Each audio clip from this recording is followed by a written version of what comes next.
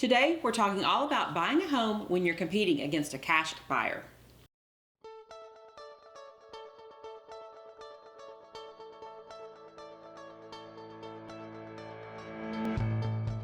Hello, welcome to the Rocket City Homes channel. So let's say you finally found it, the home of your dreams.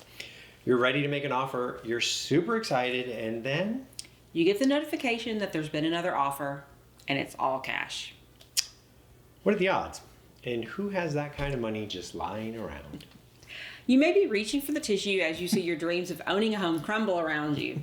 But hold on. We're here to tell you that you may feel down, but you are definitely not out. So let us explain. Here are some steps to take in order to be competitive against a cash buyer. Number one, make sure you're pre-approved. A pre-qualification to buy a house is just not enough when an all-cash offer could be on the table. Sellers want to make sure that any offer they accept will go all the way the distance to the closing table. It's just like it's frustrating for buyers to lose a home to a better offer. Sellers do not enjoy having to relist their home because the financing fell through and the buyer turned out to be a dud. A pre-approval is a bigger process requiring more documentation and due diligence to secure it, as opposed to just your pre-qualification. But in a market where you're competing with all cash offers, a pre-approval is an absolute necessity, so do not skip that. Number two, offer more than the asking price. Making a stronger offer is all about getting noticed. The only thing that speaks louder than cash is more cash. You may make your own offer look extra enticing by offering more than the seller's asking price. From a seller's perspective, it might be better to wait a little bit longer to close and net more money instead of just closing sooner for less money. So it's worth a shot to write an offer that's above asking price if you can. Number three, if possible, beef up your down payment. Another way to win over a seller when it comes to your qualifications for securing a mortgage loan is to put down a larger amount of money on the house. This will help the seller feel more confident that your loan is going to be approved and that they'll actually wind up selling the house.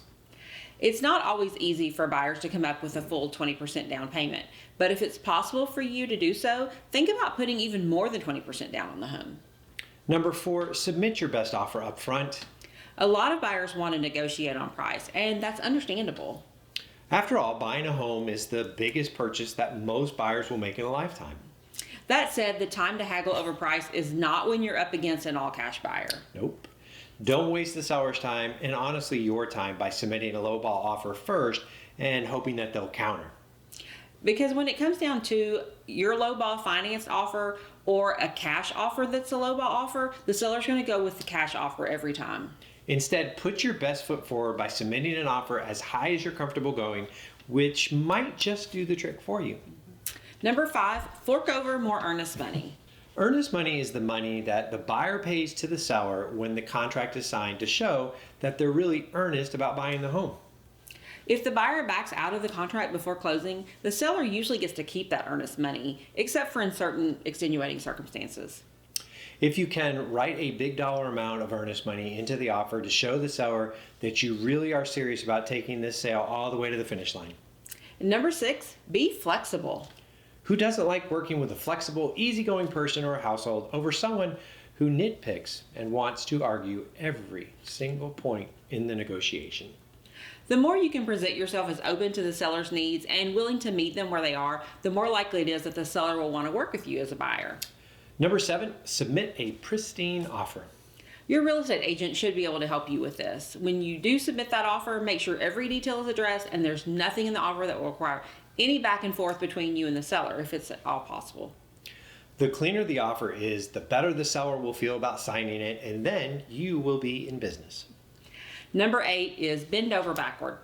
By now, you're probably getting the general sense that if there's any way that you can ease the seller's path to the closing table, it's going to work to your advantage when competing with an all-cash offer.